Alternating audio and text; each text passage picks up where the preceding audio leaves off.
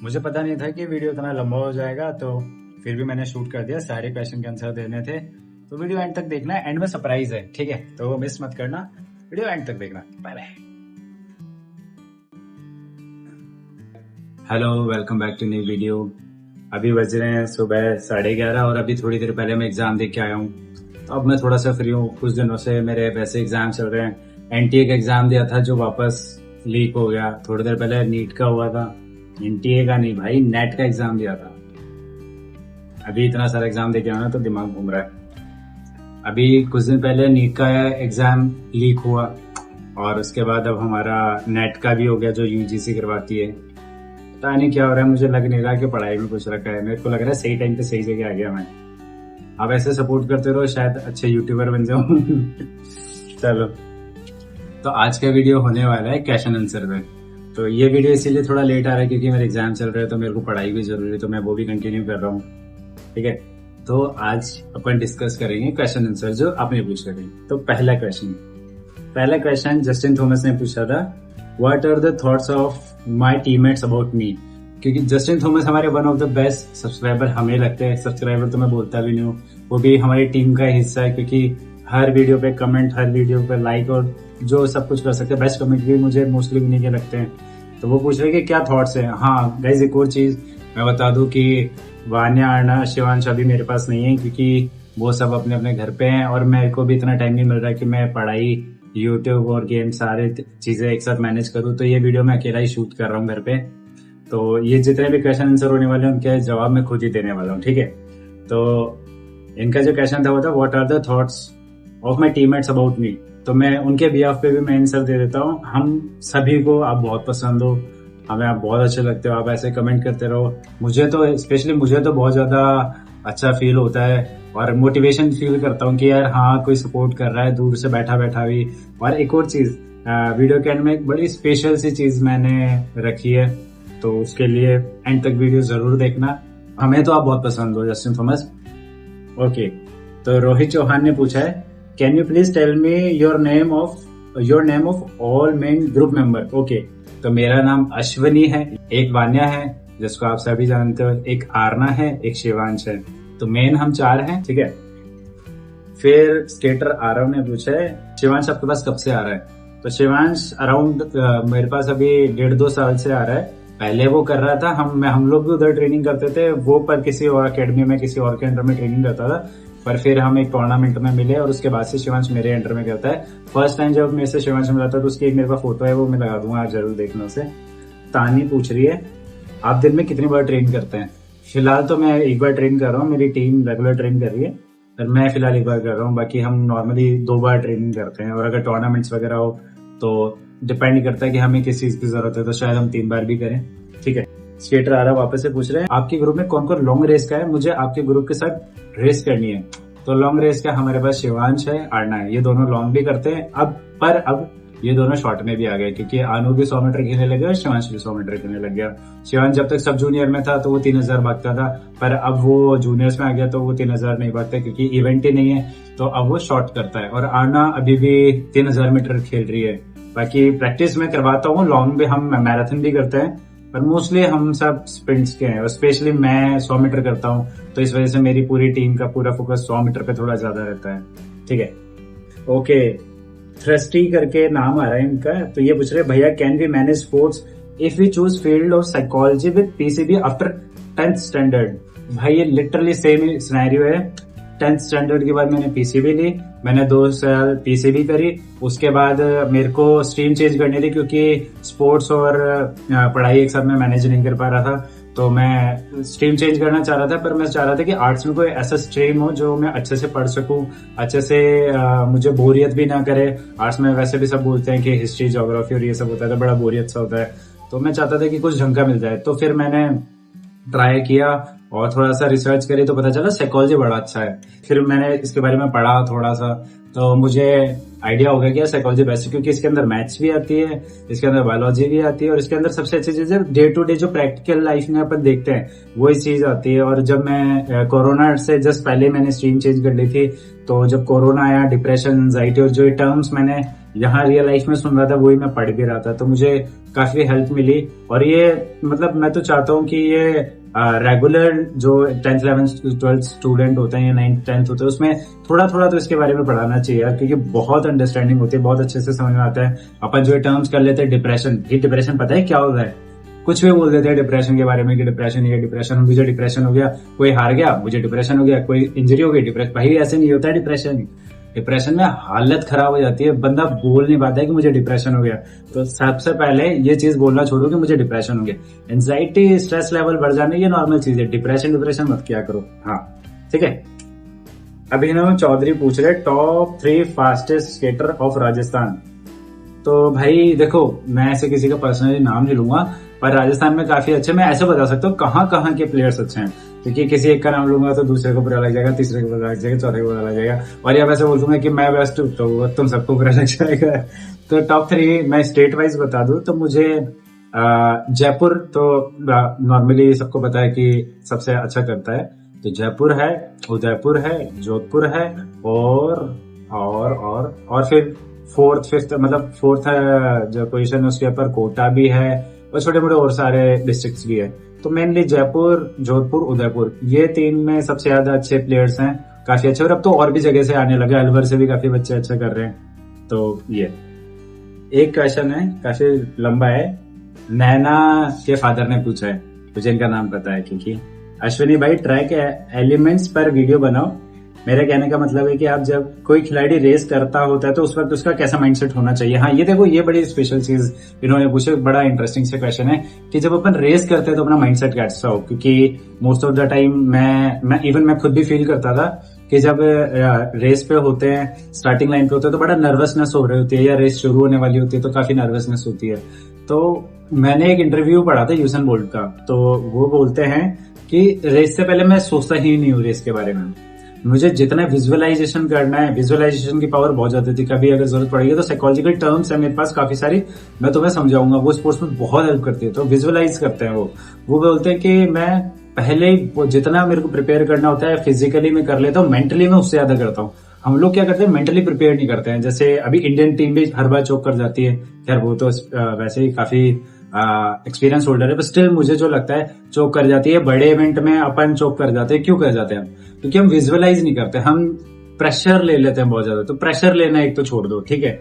और ऐसे टाइम पे मैं क्या करता हूँ, मैं रेस शुरू होने वाली होती है या रेस जस्ट लाइन पे हो रहा होता हूँ, तो मैं सोचता ही नहीं हूँ रिजल्ट के बारे में, मैं पूरा फोकस करता हूँ अटैक करने का, क्योंकि मैं वैसे भी स्प्रिंटर होता हूँ, इसके अलावा मेरे पास कोई ऑप्शन नहीं है। मैं पूरा फोकस रहता है अटैक करने का, कि जितना अटैक करके खेल सकता हूँ खेलूं। और या फिर मैं तो उस बारे में सोचता नहीं हूँ कि मेरे साइड में कौन है, डजेंट मैटर, वो मेरे से सीनियर है, मैं तो सीनियर कैटेगरी में खेलता हूँ, तो मेरे तो मोस्ट ऑफ द एथलीट्स वो होते हैं जो सारे इंडिया खेल रहे हैं, अच्छे से टूर्नामेंट्स खेल रहे हैं, तो उससे मैटर ही नहीं करता है। उस टाइम पे अगर आप एक ही लाइन में हो, एक ही रेस कर रहे हो, एक ही साथ भाग रहे हो, तो सब बराबर है। तो उस टाइम पे इस बारे में सोचना या थोड़ा सा भी आपके माइंड में अगर कुछ आएगा तो फिर वहीं पे चोक कर जाओगे। तो उस टाइम पे बस ये सोचो कि कैसे भी करके ये फेज निकालना है, और जो भी बाहर का सोच सकते हो, जैसा भी आपका जो भी आपको अच्छा लगता है, खाने के बारे में सोचना हो, उसके बाद रेस के बाद क्या करना है वो सोचना हो, जो भी करना करो, पर माइंड डाइवर्ट करना है, माइंड एक जगह नहीं करना, फोकस करना है। क्योंकि वहां पे काफी लोग होते हैं जो रेस में खड़े भी होते हैं, ये भी खड़े होते हैं, उधर भी खड़े होते हैं, उनके ऊपर ध्यान नहीं देना पहली बात है, क्योंकि वो कुछ ना कुछ कमेंट करते हैं और फिर वो हमें हर्ट करता है। उनके ऊपर ध्यान नहीं देना, सारा फोकस अपने ऊपर रखना है। साइड में कौन खड़ा है, कितना ही तुर्रम खाओ, हमें मतलब नहीं है। साइड में चाहे से इंडिया का बेस्ट एथलीट भी खड़ा हो, वर्ल्ड का बेस्ट एथलीट भी खड़ा हो, तो हमें मैटर नहीं करना। अगर वो रेस में खड़ा है और साइड में खड़ा है, तो आप में उसमें रेस से पहले कोई फर्क नहीं है, रेस के बाद जो भी रिजल्ट आए, रेस से पहले कोई फर्क नहीं। तो इस चीज का ध्यान रखो, ठीक है। और जब कोई क्लस्टर का हिस्सा हो, उस वक्त प्लेयर को किस तरफ ध्यान देते हुए स्केटिंग करनी चाहिए। यार जैसे डिस्ट्रिक्ट खेलो, स्टेट खेलो, क्लस्टर खेलो, नेशनल खेलो, नेशनल तक ही खेलो, तो मैं उससे ऊपर का ज्ञान भी नहीं दूंगा।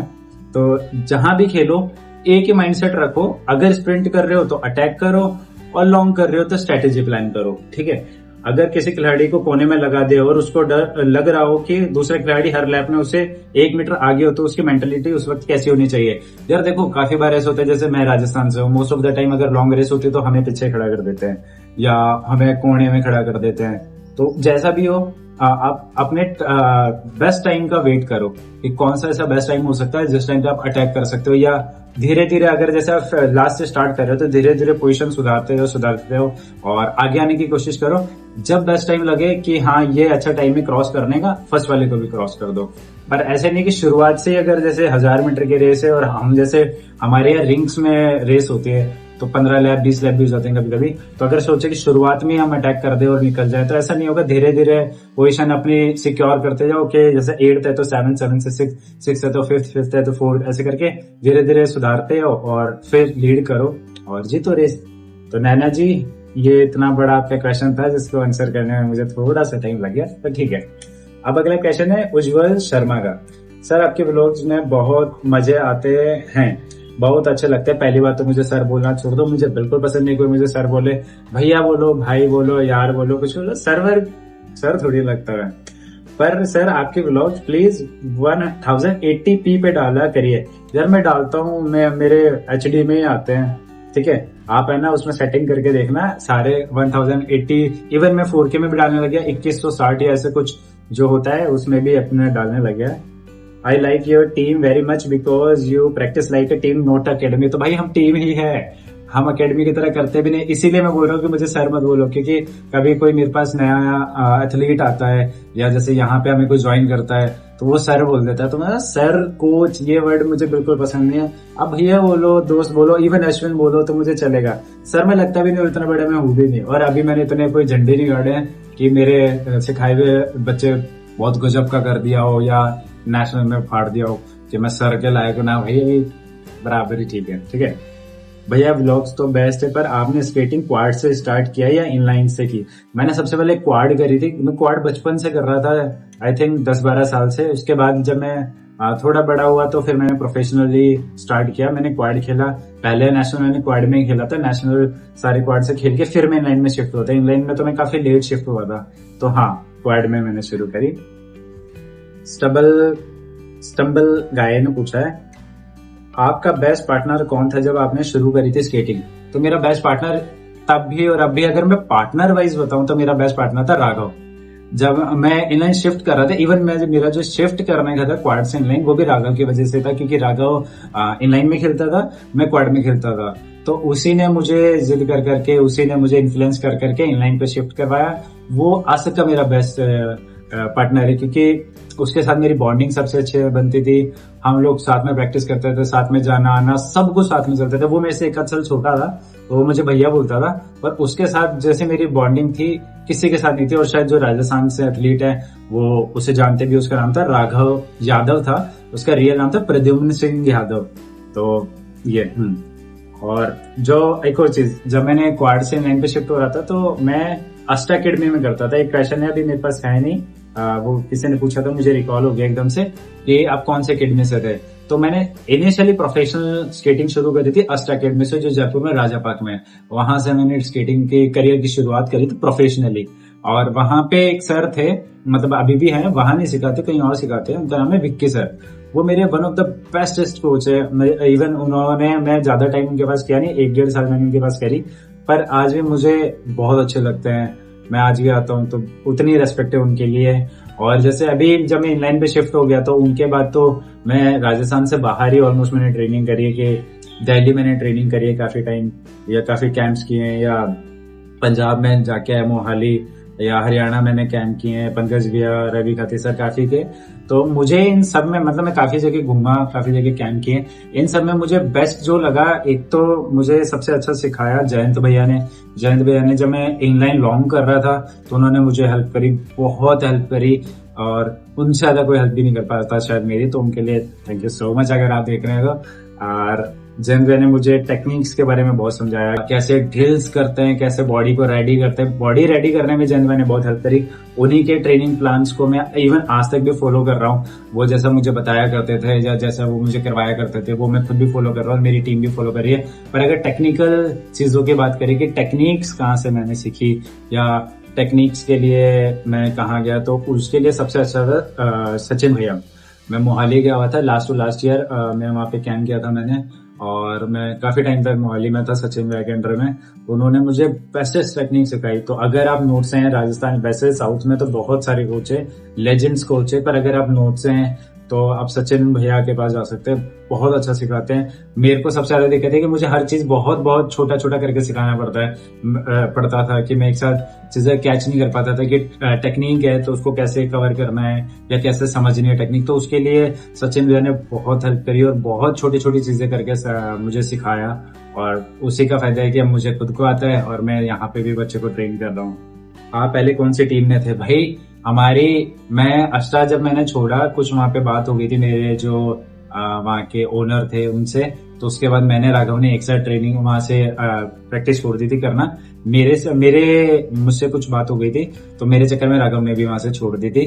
तो हमने वहां से छोड़ी, फिर हमने आरना वान्या के फादर लोग पहले हम सिखाते थे वहां पे, तो हमने वहां ज्वाइन किया और हम लोग वहां एक साथ करते थे जब तो छोटे थे हम लोग। तो वहां पे हमने शुरुआत में स्केटिंग शुरू करी और वहां पे मैंने टीम का नाम रखा था रश, RASH। आर का मतलब राघव, ए का मतलब अश्विनी और अविरल, एस का मतलब सौमिल और एच का मतलब हर्ष। तो हम कुछ बच्चे थे, वान्या में तो बहुत छोटे छोटे से थे, तो ऐसे करके हमने टीम बनाई थी रश। इवन आज भी मेरे पास वो व्हाट्सएप के ग्रुप बने हुए हैं, पर अभी उस टीम को अपग्रेड करके अब वो बन गई हमारी टीम, हम सबकी टीम। पर्टिकुलर कोई नाम नहीं है, अभी जो आप देख रहे हो जो पेज है इसका नाम है, ये सभी हमारी टीम है।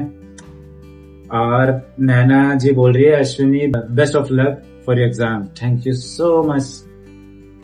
ओके हाँ, तो ये सारा था। बाय द वे एक और चीज की भाई, मेरा पेज अभी मोनेटाइज नहीं हुआ है स्टिल। मेरे पेज पे एड्स आने लग गए। मैं खुद देख रहा हूँ कि भाई मुझे मेरे पेज पे मुझे एड दिखा रहे हो। शाहरुख खान जी का तो कुछ बोल भी नहीं सकता। हाँ तो हाँ, अब इंटरेस्टिंग बात जो मुझे करनी थी, मैंने थोड़ा सा लिख लिया, मुझे दिमाग से स्किप हो जाता है कि मुझे क्या क्या बोलना था, फिर मैं सोचता हूँ कि यार मैंने वो तो बोला ही नहीं, वो वाली भी तो चीज बतानी थी। तो देखो, एक तो चीज ये कि अब से अपन हर मंथ के एंड में, मतलब जैसे मंथ का एंड हुआ 30, अभी इस महीने के कितने है दिन, ये खत्म होगा 30 तारीख को, तो 1 तारीख को अपन है ना subscriber of the month announce करेंगे, ठीक है। तो उसमें गिव अवे करेंगे हम लोग। तो वो गिव अवे किस बेसिस पे होगा कि सब्सक्राइबर ऑफ द मंथ वो होंगे जिन्होंने सबसे ज्यादा कमेंट किए होंगे, सबसे ज्यादा शेयर किए होंगे। लाइक तो आप लोग सब करते ही हो, तो जिसके ज्यादा सबसे ज्यादा कमेंट, लाइक और शेयर्स होंगे उनको हम सब्सक्राइबर ऑफ द मंथ देंगे, और वो 2 होंगे, ठीक है। तो आप जितना प्यार दिखा सकते हैं और प्यार दिखाइए और खुल के प्यार कीजिए। इसके अंदर जो टॉप 2 सब्सक्राइबर होंगे उनको मैं गिव अवे करूंगा, उनको गिफ्ट्स मैं यहाँ से कुरियर करूंगा। आप जहां भी रहते हो इंडिया में, मैं आपको वहां पे गिफ्ट्स पहुंचाऊंगा। मैंने नोटिस किया, मैं देख रहा था स्टेट्स की पाकिस्तान से भी लोग देख रहे हैं, तो भाई पाकिस्तान से मत कर देना मुझे, वरना मेरा कुरियर चार्ज बहुत ज्यादा लग जाएगा। तो अभी इंडियंस जितने भी है भर भर के कमेंट्स करो जितना कर सकते हो, ठीक है। और गाइस मैं सोच रहा हूँ कि एक सीरीज शुरू करूँ, उस सीरीज का मैं नाम रखने की सोच रहा हूँ लेट्स लर्न स्केट सीरीज, क्योंकि मैंने काफी देखा है, मेरे पास पहले कमेंट्स भी आए थे कि मेरी एज 24 ईयर है या मेरी एज 34 ईयर है, मैं स्केटिंग करना चाहता हूँ पर मेरे पास टाइम नहीं है, ऐसे कुछ कर करके मेरे पास कमेंट्स आए थे।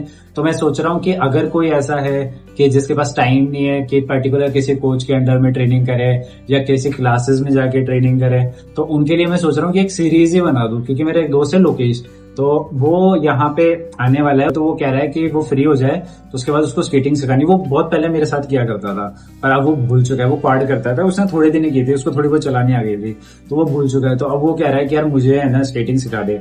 तो मैं सोच रहा हूँ कि बेस्ट मौका है, मैं उसको स्केटिंग भी सिखा दूंगा और उसके बहुत सारी मतलब उसकी वीडियो बना के और मैं डाल भी दूंगा। तो अगर आप इंटरेस्टेड हैं और अगर कोई ऐसा बंदा है जो चाहता है कि स्केटिंग के टिप्स मिल जाए और बेसिक जो होते हैं बिगिनर जैसे स्टार्ट करता है, तो उसके लिए अगर कोई टिप्स चाहिए तो आप मुझे कमेंट करें, तो मैं पूरी एक सीरीज बना दूंगा। उसके अंदर आप आराम से सीख सकते हैं, कहीं जाने की जरूरत नहीं, किसी कोच के पास जाने की नहीं, कोई क्लासेस नहीं, तुम्हारा भाई काफी है, इतना तो करवा ही सकता हूँ मैं। और हाँ, एग्जाम के बाद है ना बहुत सारी वीडियोस आने वाली है।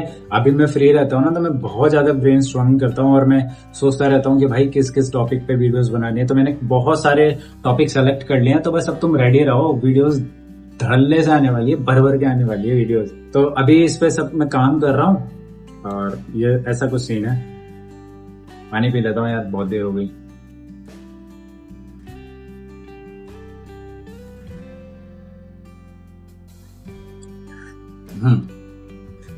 तो बस ये था आज के लिए। आई होप आपको सारे क्वेश्चन के आंसर मिल गए होंगे, और ऐसे प्यार दिखाते रहिए, प्यार करते रहिए, व्यूज बढ़ाते रहिए, वॉच आवर बढ़ाते रहिए। मैं वीडियोस डालनी शुरू कर रहा हूँ, पर अभी व्यूज इतने कोई खास आ नहीं रहे, पर मैं सोच रहा हूँ कि इसके बारे में क्या किया जाए, कैसे और इंटरेस्टिंग कंटेंट बनाया जाए कि यूट्यूब हमारी वीडियो को और पुश करे। तो चलो मिलते हैं जल्दी। Thanks for watching. और अगर किसी का कमेंट मेरे से मिस हो गया है तो मुझे माफ कर देना, और उस कमेंट को वापस पिन कर दो या मुझे वापस से कमेंट कर दो, मैं कमेंट्स में रिप्लाई कर दूंगा।